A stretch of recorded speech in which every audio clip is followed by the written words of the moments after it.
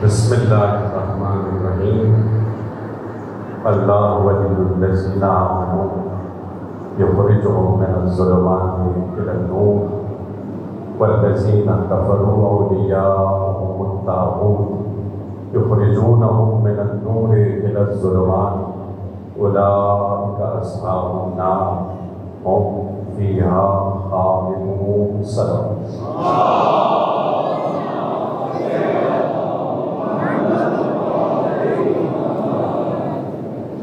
حضرات کرام، معزز سامعین کرام، حضوریان محترم،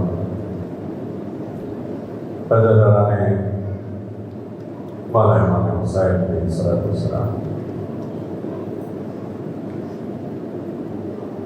اس عشرہ مجالس کے لیے میں نے جس اہم عنوان کا انتخاب کیا ہے وہ ہے مظاہر نور ولایت علی ابن ابی طالب.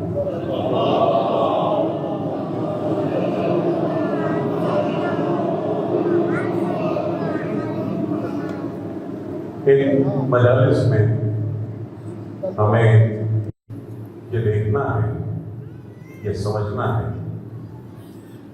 کہ ولایت کا معنی کیا ہے، ولایت کا مفہوم کیا ہے، اور عرفانیات کی نگاہ میں ولایت کی حقیقت کیا ہے. باطن ولایت کس طرح اس دنیا میں ظاہر ہوتا ہے، اور اگر ہم ولایت کی حقیقت کی بات کریں یا پوچھا جائے کہ ولایت ہے کیا، تو بہت ہی آسان الفاظ میں نوجوانوں کے لیے کہہ دوں کہ علی کا دوسرا نام ولایت ہے. مولا کائنات کا دوسرا نام ولایت ہے. اور ہمیں دیکھنا یہ ہے کہ ولایت کن مظاہر میں اس دنیا میں ظاہر ہوئی ہے. مظاہر مظہر کی جمع ہے. مظہر اس مقام کو کہتے ہیں جہاں نور ظاہر ہو جائے. تو ہمیں دیکھنا یہ ہے کہ اس کائنات میں ولایت کے مظاہر کیا ہیں. کبھی ولایت کسی عمل میں ظاہر ہوتی ہے، کبھی ولایت کسی صفت میں ظاہر ہوتی ہے، کبھی ولایت کسی کتاب میں ظاہر ہوتی ہے، اور کبھی ولایت کسی ذات میں ظاہر ہوتی ہے. ولایت اگر کسی کتاب میں ظاہر ہو جائے تو اس کتاب کا نام قرآن ہے. یہی ولایت اگر کسی رات میں ظاہر ہو جائے تو اس رات کو شب قدر کہتے ہیں. یہی ولایت اگر کسی شہر میں ظاہر ہو جائے تو اس شہر کو نجف اشرف کہتے ہیں. اور یہی ولایت اگر کسی ذات میں ظاہر ہو جائے تو اس ذات کو علی ابن ابی طالب کہتے ہیں.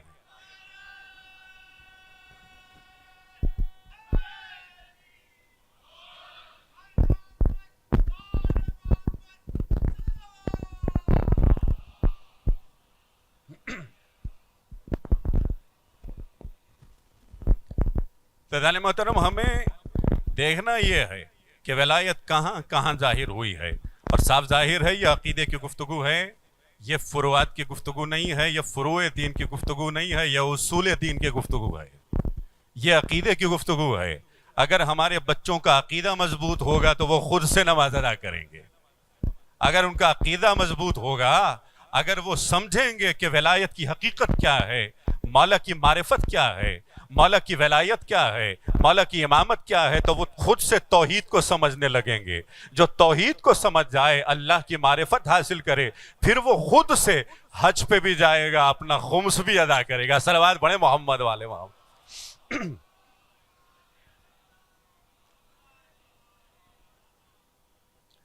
اور عزیزان محترم، اگر ہم سن 60 ہجری کی بات کریں، یہی ولایت ایک دن میں ظاہر ہوئی تو اس دن کو عاشورہ کا نام دیا گیا.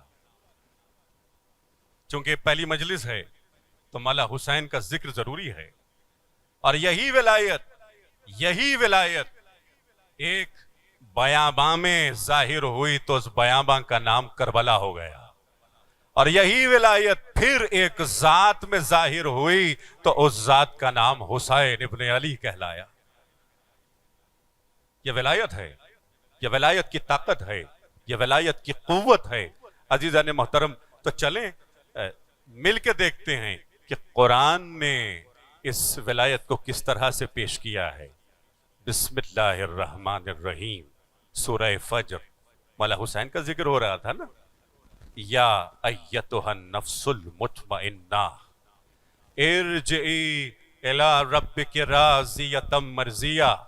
اے نفس مطمئن، اے حسین، اے علی، اے حسن، اے مصطفیٰ، اے میرے مرتضیٰ، اے سید الشہداء، یہ جتنے بندے ہیں اللہ کے، ان کے لیے اللہ نے کہا اے نفس مطمئن آجا میری طرف. ارجعی الی ربک راضیۃ مرضیہ. اور کس کیفیت میں میری طرف آؤ؟ اس کیفیت میں کہ میں تجھ سے راضی ہوں، تو مجھ سے راضی ہے. تو مجھ سے راضی ہے اور میں تجھ سے راضی ہوں. عزیزان محترم، بہت ہی عجیب مقام ہے، یہ بہت ہی بلند مقام ہے. کوئی اللہ سے راضی ہو اور اللہ اس سے راضی ہو. اللہ کی رضا، اس کی رضا، اس کی رضا، اللہ کی رضا. یعنی اگر یہ دیکھنا چاہیں کہ اللہ مجھ سے راضی ہے یا نہیں ہے تو قرآن کہہ رہا ہے دیکھو کہ علی تم سے راضی ہے یا نہیں ہے. یہ دیکھو حسین تم سے راضی ہے یا نہیں ہے. راضیتاً مرضیہ کی منزل یہ ہے. یہ دیکھو علی تم سے راضی ہے یا نہیں ہے. یہ منزل عجیب منزل ہے کہ اگر کسی کی رضا اللہ کی رضا ہو جائے، اللہ کی رضا اس کی رضا ہو جائے، تو یہ مقام کیا ہے؟ یہ وہی مقام ہے جہاں بستر رسول پر علی سوئے ہوئے ہیں. آیت نازل ہو رہی ہے وَمِنَ النَّاسِ مَن يَشْرِي نَفْسَهُ ابْتِغَاءَ مَرْضَاتِ اللَّهِ. اور علی وہ ہے جو اپنا نفس بیچ کر اللہ کی رضا خریدتا ہے. صلوات پڑھیں محمد والے محمد پر.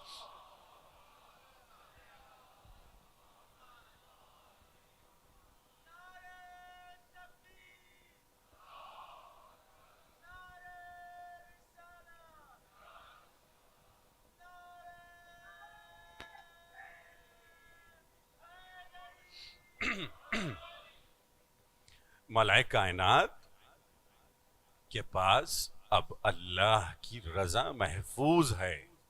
اور یہ رضا، اللہ کی مرضی کہیں اور نہیں، علی کے گھر میں موجود ہے، یا خود علی کے دل میں ہے، یا ان کی زوجہ فاطمۃ الزہرا کے قلب میں ہے، یا حسن مجتبیٰ کے قلب میں ہے، یا مولا حسین کے قلب میں ہے. ان دو آیتوں کو ملا کر کے دیکھیے تو وراثت اگر رسالت سے مل رہی ہے تو کسی اور منصب کو نہیں، امامت کو مل رہی ہے، عصمت کو مل رہی ہے. یہ رضا کا مقام ہے. اچھا، میں متصل ہو جاؤں اپنے موضوع سے. میں یہ لفظ گزارش کرنے جا رہا ہوں اور آپ کوشش کریں، خصوصاً نوجوانوں کی بات کر رہا ہوں میں، جتنے بزرگ تشریف فرما ہیں الحمدللہ ان کی معرفت مجھ سے بھی زیادہ ہے. دیکھیے رضا کی منزل، جو ولی چاہے وہ اللہ چاہے، جو ولی چاہے وہ اللہ چاہے، جو صاحب ولایت چاہے وہ اللہ چاہے. اسی لیے ہم کیا کہتے ہیں جب رزق کی بات ہو تو ہم دعا کر کے کہتے ہیں انشاءاللہ، اگر اللہ چاہے تو رزق دے. روزی کی بات ہو، اولاد کی بات ہو، کوئی مسئلہ ہو جائے، کوئی حاجت پیش ہو تو ہم یہی کہتے ہیں انشاءاللہ اگر وہ چاہے تو مجھے رزق دے، اگر اس کی مشیت ہو تو مجھے اولاد دے، اگر اس کی مشیت میں ہو تو مجھے رزق دے، اگر اس کی مشیت میں ہو تو مجھے اولاد دے. غرض یہ کہ جو بھی ہمیں چاہیے ہو تو ہم انشاءاللہ کہہ دیتے ہیں. اہل بیت نے یہ کہا نحنو مشیت اللہ، ہم چاہیں تو تمہیں سب کچھ مل جائے.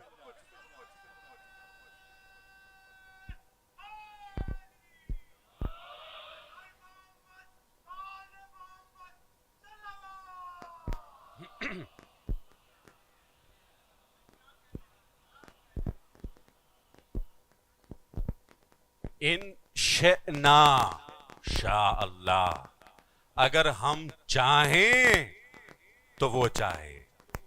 ہماری مشیت اس کی مشیت ہے، ہماری مرضی اس کی مرضی ہے، ہماری رضا اس کی رضا ہے. یہ مقام وہ ہے کہ جہاں ایک مرضی دوسری مرضی سے مل جائے تو اسی مقام ہی کو تو ولایت کہتے ہیں. صلوات پڑھیے محمد والے محمد پر.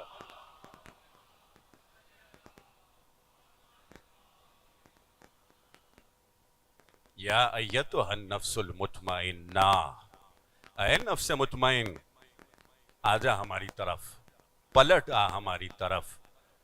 تو مطمئن ہے، تو اطمینان رکھتا ہے، اس لیے تو مجھ سے راضی ہے، میں تجھ سے راضی ہوں.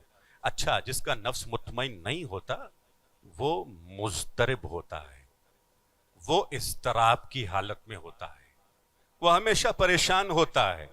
اچھا، اس آیت کو بھی ہم سمجھنے کی کوشش کریں گے. وہ کبھی خوف کی حالت میں ہوتا ہے، جو مضطرب ہوتا ہے نا، وہ کبھی خوف کی حالت میں ہوتا ہے، وہ کبھی غم کی حالت میں ہوتا ہے، کبھی حزن کی حالت میں ہوتا ہے، ہمیشہ پریشان ہوتا ہے. اس لیے کہ مضطرب ہے. کچھ چھن گیا تو پریشان ہو گیا، کسی کا انتقال ہو گیا تو غمزدہ ہو گیا، کچھ چھن گیا تو غمزدہ ہو گیا. دیکھیے، غم کا تعلق ماضی سے ہے.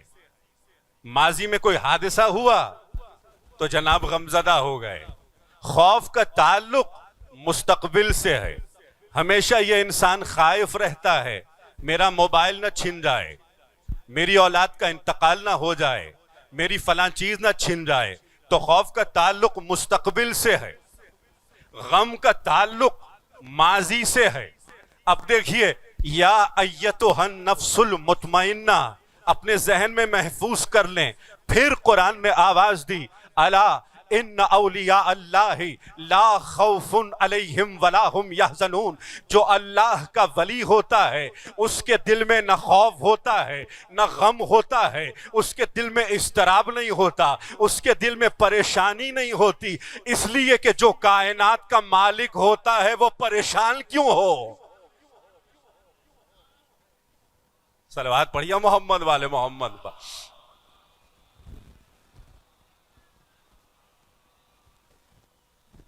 باری دیگر صلوات پڑھیے.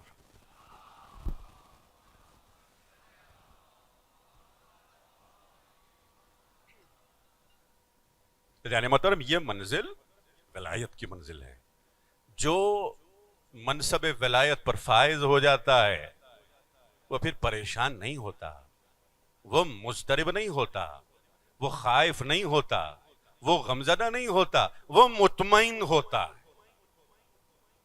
اس لیے کہ اس کی رضا اللہ کی رضا ہے. وہ جو چاہتا ہے وہی اللہ چاہتا ہے، اور کوئی ایسی چیز نہیں ہے کہ لا حول ولا قوت الا باللہ العلی العظیم جو اللہ کی قدرت سے باہر ہو. ان اللہ علی کل شیء قدیر، جو وہ چاہے انجام دے سکتا ہے. تو بس جو وہ چاہے وہ علی چاہے، جو وہ چاہے انجام دے وہ علی انجام دیتا ہے. اسی منزل کو ولایت تکوینی ہی تو کہتے ہیں. تو پھر ولایت تکوینی کی منزل پر اگر میرے مولا معجزات دکھلاتے رہے تو ہمارے نوجوان معجزات کو سن کر پریشان نہ ہو. یہ مولا کی ولایت تکوینیہ کی منزل ہے. یا ایتھا النفس المطمئنہ ارجعی الی ربک راضیۃ مرضیہ فادخلی فی عبادی آؤ میرے بندوں میں شامل ہو جاؤ، میرے بندوں میں شامل ہو جاؤ، میرے بندوں میں شامل ہو جاؤ۔ اب جب کہ تم اطمینان کی منزل پر آ گئے ہو، اب جب کہ تم ہماری رضا کی منزل پر آ گئے ہو، تو آؤ ہمارے بندوں میں شامل ہو جاؤ۔ بندوں میں شامل وہ ہوتا ہے جو خود عبد ہوتا ہے، اور عبد وہی ہوتا ہے جسے اللہ اپنی ولایت عطا کرتا ہے۔ پہلے عبودیت کی منزل ہے، پھر ولایت کی منزل ہے۔ آؤ میرے بندوں میں شامل ہو جاؤ۔ اگر احادیث کی روشنی میں عرض کر رہا ہوں، اگر کوئی مولا سے یہ پوچھے، مولا کائنات سے پوچھے مولا آپ کی سب سے بڑی فضیلت کیا ہے، ہم سے کوئی پوچھے تو ہم کہیں گے علی کی ولایت، علی کی امامت، علی کی عصمت، علی کا علم۔ مگر مولا کیا کہیں گے؟ میرے علی کہہ رہے ہیں میری سب سے بڑی فضیلت یہ ہے کہ میں اپنے رب کا بندہ ہوں۔ صلوات پڑھیں محمد وآل محمد۔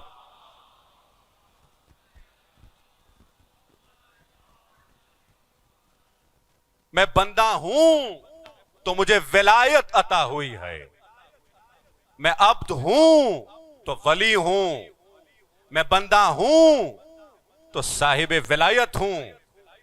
اب چلیں شروع کریں، دیکھتے ہیں کہ یہ ولایت کس طرح اس خاص دن میں ظاہر ہوئی اور پھر ظاہر ہونے جا رہی ہے۔ والفجر، چلیں ابتدا کی طرف۔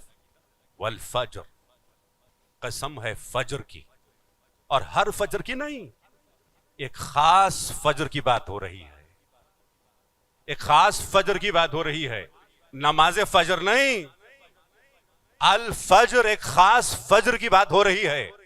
یہ کس فجر کی بات ہو رہی ہے؟ یہ خاص ہے نا، ہر فجر تو نہیں ہے، الفجر ہے، الف لام کے ساتھ ہے، کہ ایک خاص فجر ہے جس کی قسم وہ کھا رہا ہے۔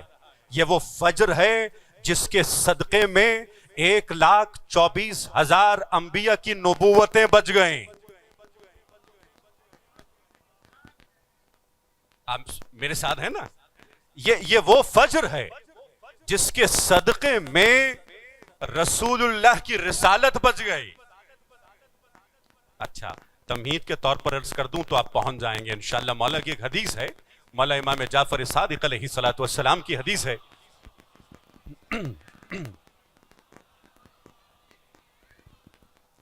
مولا فرماتے ہیں کہ اپنی واجب اور مستحب نمازوں میں سورہ فجر کی تلاوت کیا کرو۔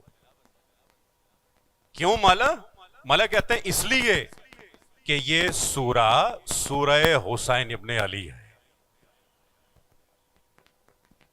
یہ ہمارے جد حسین کا سورہ ہے، یہ مولا حسین کا سورہ ہے۔ اچھا مولا، اگر ہم اس سورہ کی تلاوت کریں گے اپنی نمازوں میں تو ہمیں کیا ملے گا؟ مولا کہتے ہیں جو مومن بھی اس سورہ کی تلاوت اپنی نمازوں میں کرے گا تو وہ قیامت کے دن حسین کے ساتھ محشور ہوگا۔ اللہ اکبر، اس سے بڑی کیا حدیث ہو سکتی ہے؟ جو مسلسل اس سورہ کی تلاوت کرے، جو مسلسل اس سورہ کی تلاوت اپنی نمازوں میں کرے، اگر آپ کو حفظ بھی نہیں ہے نا تو آپ قرآن اٹھائیے اور قرآن سامنے رکھ کر کے اس سورہ کی تلاوت کرتے رہیں، آہستہ آہستہ یہ سورہ آپ کو حفظ ہو جائے گا، پھر آپ خود سے پڑھتے رہیں گے۔ یہ کس قدر خوبصورت سورہ ہے۔ اچھا سمجھ میں آ گیا نا، یہ سورہ حسین ہے، سورہ حسین ہے۔ والفجر، قسم ہے اس خاص فجر کی جس کے صدقے میں توحید بچ گئی۔ آپ پہنچ رہے ہیں نا؟ قسم ہے اس فجر کی جس کے صدقے میں نماز بچ گئی، جس کے صدقے میں روزہ بچ گیا، جس کے صدقے میں حج بچ گیا، جس کے صدقے میں رسول اللہ کی رسالت بچ گئی۔ قسم ہے اس فجر کی قسم کہ جس فجر کے وقت علی کا بیٹا، حسین کا بیٹا علی اکبر اذان میں علی ولی اللہ کہہ کر ولایت علی کی فتح کا اعلان کر رہا تھا۔ علی اکبر علی ولی اللہ کہہ کر علی اپنے ابی طالب کی ولایت کا اعلان کر رہا تھا۔ جب علی اکبر کی اذان کا یہ مقام ہے تو حسین کی نماز کی کیا معراج ہوگی؟ اللہ اکبر، کیا منزل ہوگی مولا حسین کی نماز کی؟ میں رک نہیں رہا، حدیث کے جملے ہیں، دیکھیے یہی رات جہاں آگے چل کر کے واللیل کا ذکر ہوا ختم ہو جائے گی، جب سفیانیت کے اندھیرے ختم ہو جائیں گے تو والفجر، فجر کی قسم، اس فجر کی قسم جب آفتاب امامت طلوع کرے گا، جب زہرا کا آخری لال ظہور کرے گا۔ صلوات پڑھیں عظمت امام مہدی علیہ السلام پر۔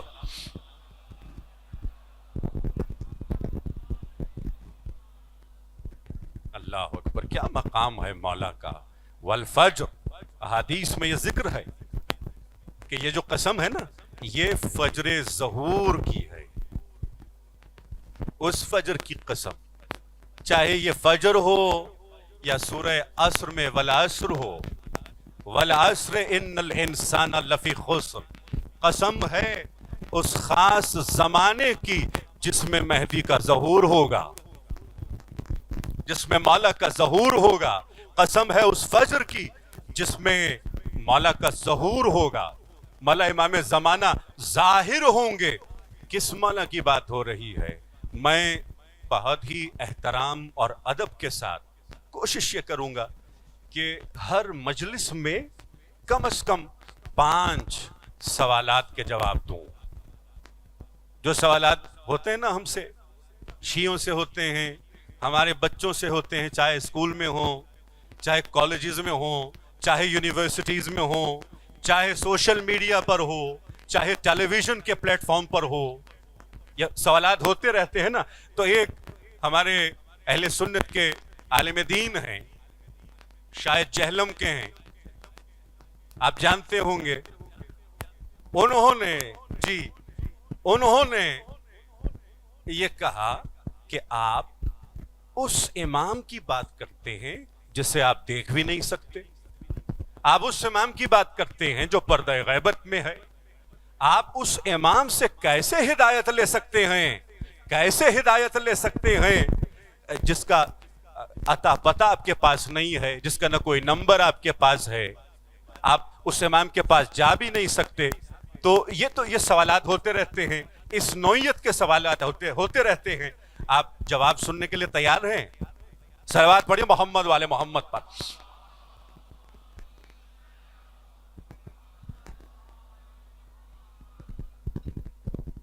دیکھیے، جواب ہم نہیں دے رہے، قرآن کریم جواب دے رہا ہے۔ ہدایت اس امام سے کیسے حاصل کریں جو آپ کی نظروں سے دور ہے، جسے آپ دیکھ نہیں سکتے؟ قرآن کیا کہہ رہا ہے؟ وَمَن يَهْدِ اللَّهُ فَهُوَ الْمُهْتَدِ، جسے اللہ ہدایت دیتا ہے وہی تو ہدایت یافتہ ہوتا ہے، جسے اللہ ہدایت دیتا ہے وہی تو ہدایت یافتہ ہوتا ہے، وہی ہدایت یافتہ ہوتا ہے۔ میں ان صاحب سے یہ پوچھوں، بسد ادب پوچھوں، کہ آپ نے کبھی اللہ کو دیکھا؟ کیا کبھی آپ اللہ کے یہاں گئے؟ آپ کو اللہ کا عطا پتہ معلوم ہے؟ آپ کے پاس اللہ کا نمبر موجود ہے کہ نہیں؟ ایسا کچھ نہیں ہے۔ تو وہ پردہ غیب میں رہ کر ہم سب کی ہدایت کر رہا ہے، اس کی حجت کا مقام بھی یہی ہے کہ وہ پردہ غیب میں رہ کر ہدایت کرتے ہیں۔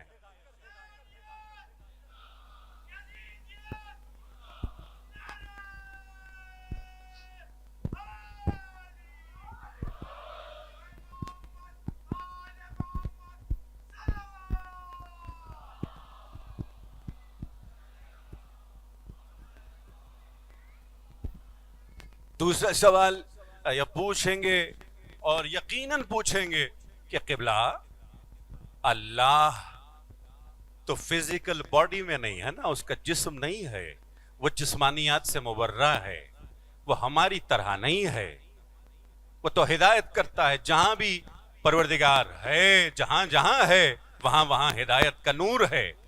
اگر یہ دلیل ان کے لیے قابل قبول نہیں ہے، اللہ تو جسمانیات سے دور ہے، اس لیے وہ دکھائی نہیں دیتا، وہ کسی جسم میں نہیں ہے، تو قرآن نے پھر آواز دی، اِنَّا اول بیت وضع للناس ببکۃ المبارکہ وہدی للعالمین۔ قرآن کیا کہہ رہا ہے؟ بہت خوبصورت آیت ہے کہ یہ کعبہ ہے مکہ میں، مگر تمام عالمین کے لیے ہدایت ہے۔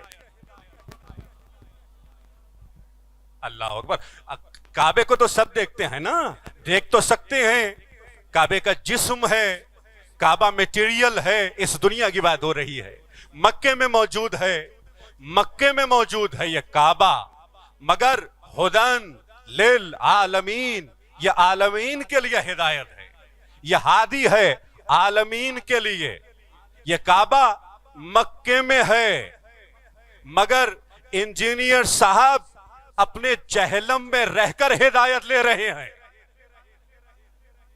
ہم کراچی میں رہ کر کعبے سے ہدایت لے رہے ہیں، کوئی لاہور میں رہ کر لے رہا ہے، کوئی کہیں اور رہ کر لے رہا ہے۔ اسی لیے رسول اللہ نے کیا کہا؟ یا علی مثلک مثل الکعبہ، آپ کی مثال کعبے کی مثال ہے، آپ جہاں بھی ہوں پوری دنیا آپ سے ہدایت لیتی ہے۔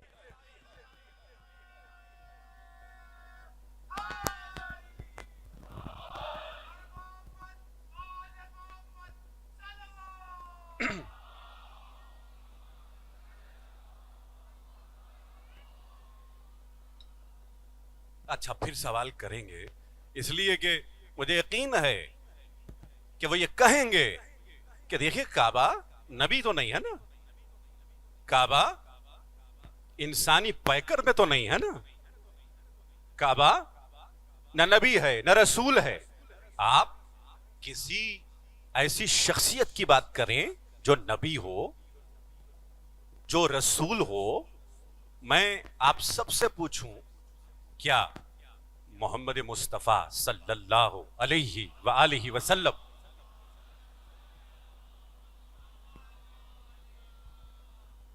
ہادی ہیں یا نہیں ہیں؟ سارے مسلمانوں کا عقیدہ ہے، یہ ایمان ہے کہ رسول خدا ہادی ہیں، تمام عالمین کے لیے ہادی ہیں، یہ ہم سب کا عقیدہ ہے۔ اس میں تو اجماع بھی ہے، ان کی طرف سے کہہ رہا ہوں، اس میں کوئی شک نہیں ہے، ذرہ برابر شک نہیں ہے۔ اچھا اب مسئلہ یہ ہے کہ اویس قرنی کو تو سنی شیعہ جانتے ہیں نا۔ اویس قرنی کہاں رہتے تھے؟ قرن میں رہتے تھے۔ قرن ایک چھوٹا سا قصبہ تھا یمن میں۔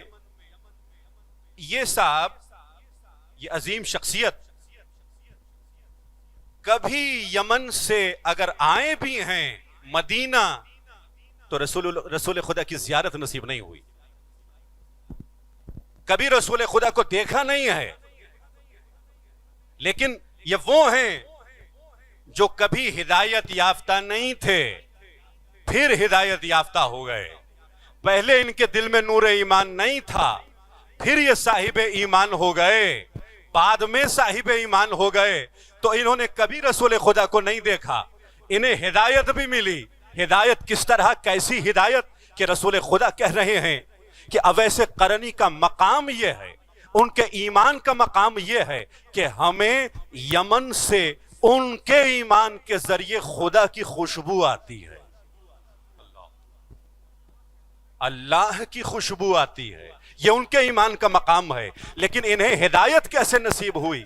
رسول خدا کے صدقے میں نصیب ہوئی، محمد مصطفیٰ کے صدقے میں نصیب ہوئی۔ کبھی رسول خدا کو دیکھا نہیں ہے تو سمجھ میں آ گیا ہدایت حاصل کرنے کے لیے کسی کے نظر آنے کی ضرورت نہیں ہوتی۔ اللہ، ہادی کے نظر آنے کی ضرورت نہیں ہوتی۔ ہادی غائب رہ کر، غائبت میں رہ کر ہدایت کر سکتا ہے۔ یہ اویس قرنی کا مقام ہے کہ رسول اللہ سے دور رہ کر اویس قرنی بن رہے ہیں، اور لوگ ایسے بھی ہیں جو پوری عمر قریب رہ کر بھی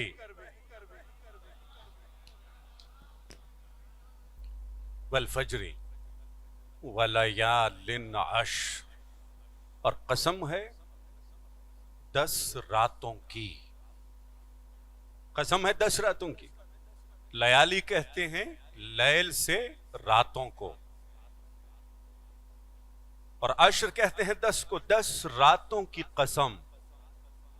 میں مختصر کر رہا ہوں، میرے پاس وقت زیادہ نہیں ہے. مفسرین یہ کہتے ہیں کہ ماہ ذی الحج کے جو شروع کے 10 دن ہیں، بلکہ 10 راتیں ہیں، ان کی قسم کھائی جا رہی ہے. وَلَيَالٍ عَشْرٍ. میں نے مختصر کیا، آپ سب میرے ساتھ ہیں. وَلَيَالٍ عَشْرٍ، قسم ہے ان 10 راتوں کی. یہ ظاہری تفسیر کی بات ہو رہی ہے. اب چلیں باطنی تفسیر کی طرف. یہ سورہ مولا حسین ہے نا، تو جس طرح ماہ ذی الحجہ کا تعلق اب کس سے ہے؟ حضرت ابراہیم سے ہے، حضرت اسماعیل سے ہے. حج کا تعلق ان سے ہے نا. جب ان کو اپنی نبوتوں کے لیے حسین کی کربلا کی ضرورت ہے، حسین کی امامت کی ضرورت ہے، حسین کی ولایت کی ضرورت ہے، تو ماہ حج کی 10 راتوں کو بھی محرم کی 10 راتوں کی ضرورت ہے. یہ مقام ہے ان راتوں کا. وَلَيَالٍ عَشْرٍ وَلَيَالٍ عَشْرٍ. اچھا، اب صرف راتوں کی بات نہیں ہو رہی.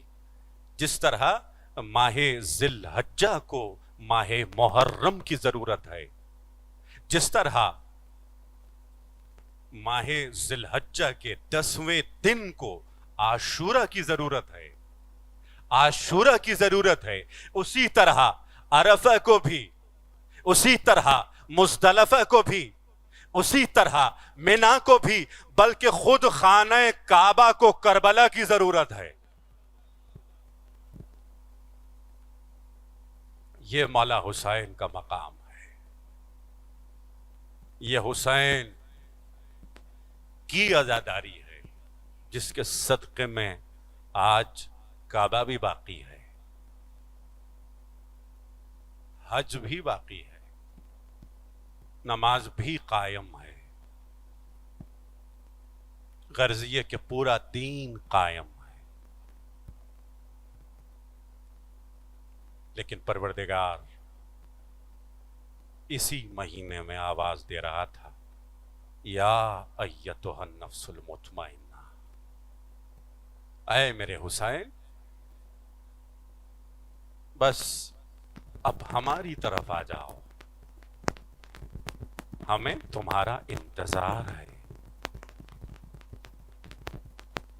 فادخلی فی عبادی، میرے بندے بھی تمہارا انتظار کر رہے ہیں. اے حسین، تیرا نانا بھی تیرا انتظار کر رہا ہے، تیرا بابا علی بھی تیرا انتظار کر رہا ہے، تیری اماں زہرا، تیری دکھیاری ماں بھی تیرا انتظار کر رہی ہے.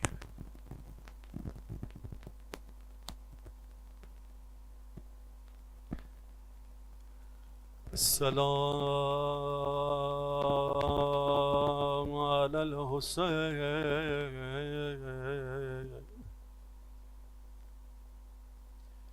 وعلی علی ابن الحسین وعلی اولاد الحسین.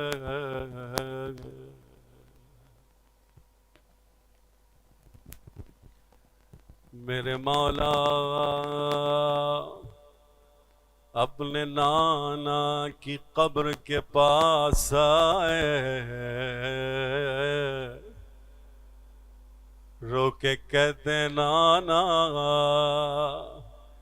یہ امت مجھے آپ سے جدا کر رہی ہے.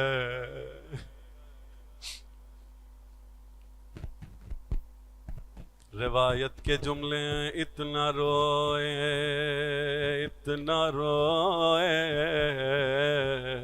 کہ بے ہوش ہو گئے. عالم غیب میں اپنے نانا کو دیکھا،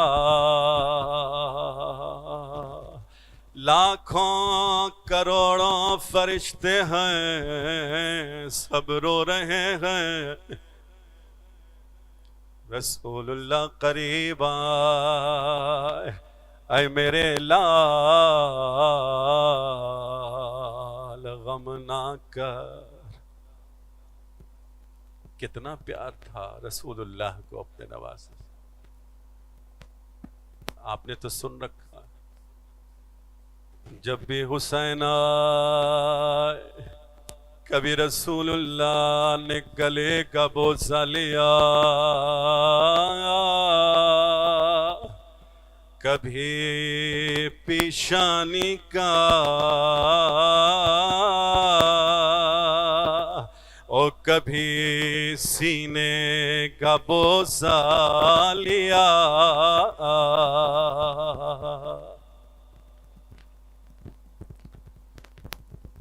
روایات موجود ہیں، ہمیشہ بوسہ لیتے تھے، چومتے تھے حسین.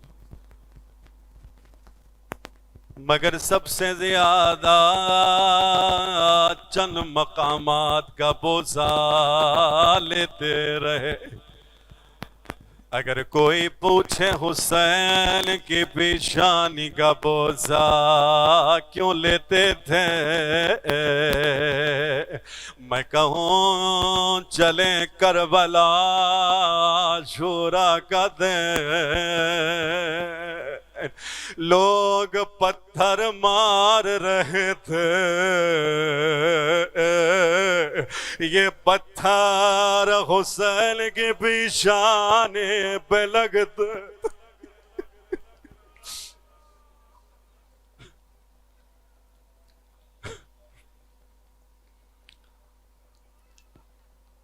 شاید کوئی بچہ مجھ سے پوچھے رسول اللہ حسین کہ ہونٹوں کا بوسہ کیوں لیتے تھے،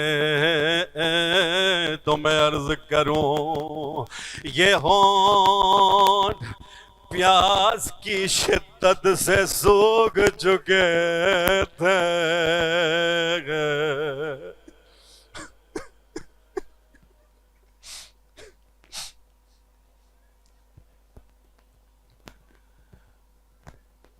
آزادارو غم حسین میں رو،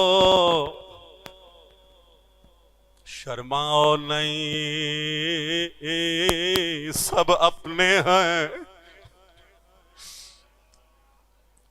کوئی آپ کو تماچا نہیں مارے گا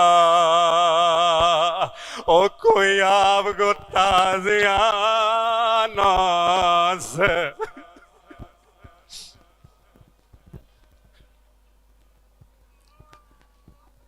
رسول اللہ حسین کے لبوں کا بوسہ لیتے تھے. ایک اور وجہ بھی سن لو، آزادارو چلو دربار کوفہ، وہ ملعون لب حسین پر چھڑی سے مارتا تھا.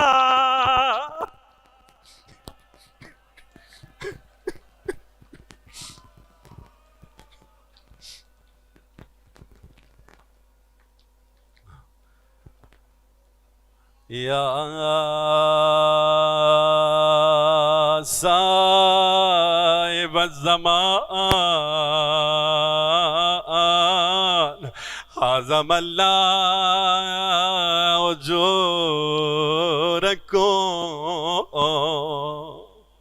آ گئے مولا امام زمانہ رسول اللہ حسین کے گلے کبھی بوسہ لیتے تھے. مجھے پڑھنے کی ضرورت نہیں ہے. اور شہزادی زینب کہیں گے میں 70 قدم کے فاصلے سے دیکھ رہی تھی ظالم کے ہاتھ میں کند خنجر تھا.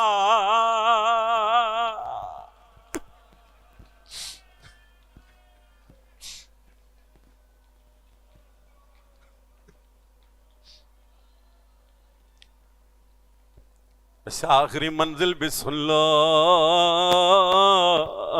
رسول اللہ حسین کے سینے کا بھی بوسہ لیتے تھے. سینے کا بوسہ کیوں لیتے تھے؟ ارے یہی ظالم جب خنجر لے کے آیا اپنا گھٹنا حسین کے سینے پر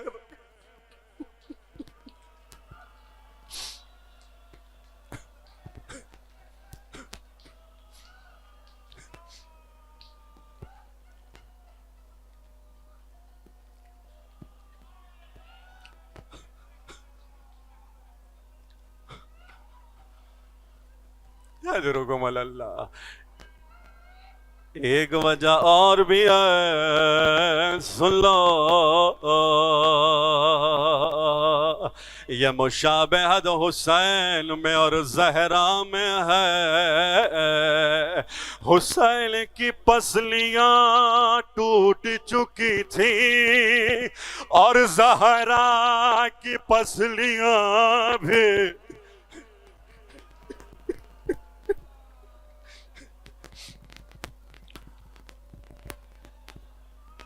مگر بڑا فرق ہے. آپ کہیں گے زہرا کی پسلیاں کیسے ٹوٹیں؟ جب زہرا در اور دیوار کے درمیان تھی ظالم نے اس زور سے دروازہ دبایا زہرا کی پسلیاں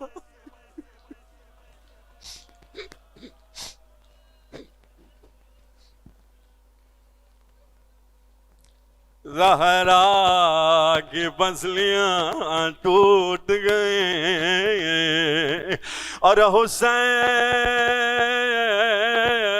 کی پسلیاں کب ٹوٹی؟ 11 محرم گھوڑا سوار تیار ہوئے. گھوڑوں کی ٹانپیں پڑتی تھی حسین کی پسلیاں ٹوٹ.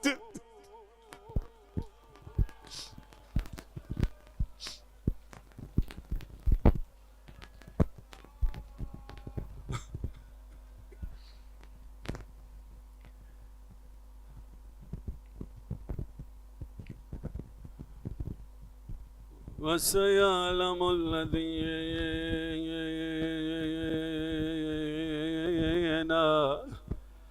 ظَلَمُوا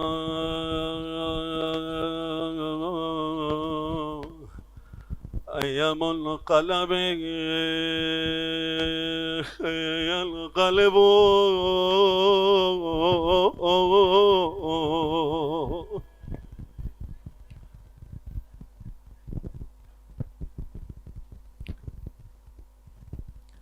قافلہ تیار تھا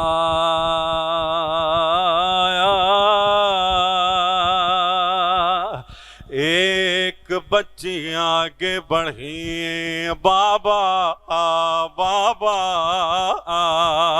اور مجھے آپ کی قسم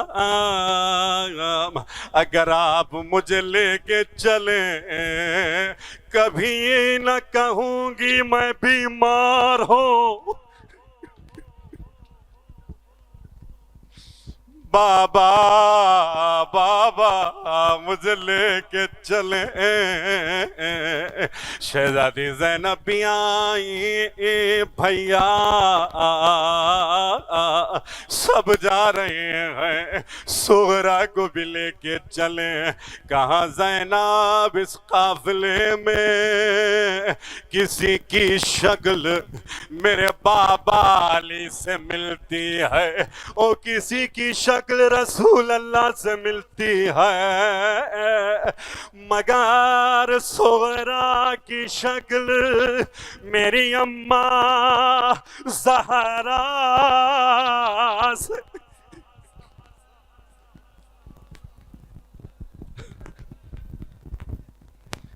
عاشورہ کے بعد چاہے کوفہ ہو او چاہے شام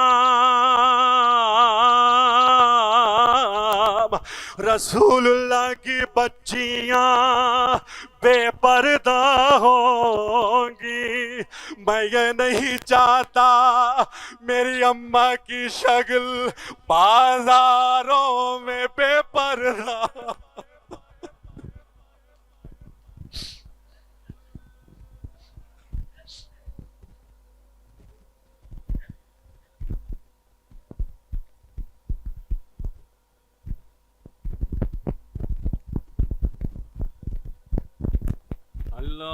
اللہم